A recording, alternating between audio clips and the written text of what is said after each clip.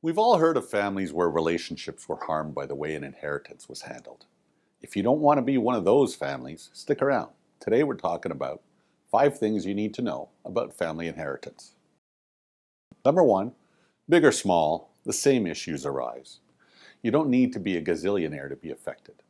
Sometimes siblings never speak to each other again, even in cases where the inheritance barely covers the cost of the funeral.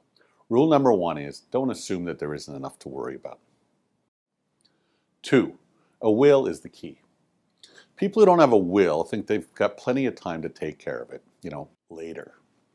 The cemeteries are full of people who guessed wrong on that.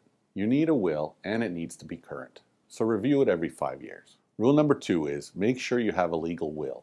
No excuses. Number 3, a will isn't enough. So if you've got a current will and you think you're in the clear, well, sorry, there's more. Do the people who will inherit your assets know what they'll be inheriting? There needs to be some basic communication about this to make sure that everyone understands what's going to happen. And if you can let them all know together at the same time, that's even better. When people have to assume and they all have different expectations, it's a recipe for trouble. Rule number 3 is, your heirs need to know what's coming.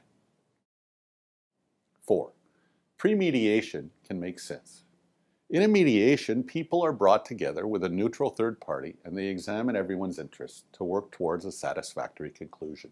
The idea of pre-mediating is to put the scenario on the table with the parties before it comes into play.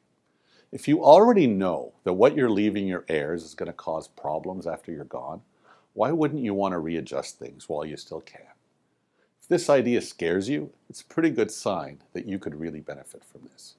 Rule number 4 is, play out the details while you still can.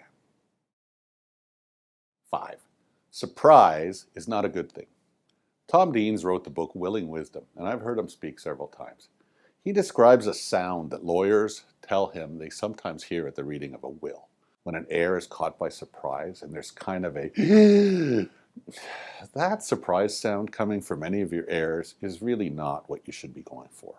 Rule number 5 is, let your family grieve and celebrate your life, not shake their heads in disbelief. Hope you got something useful here today, and I'll see you next time.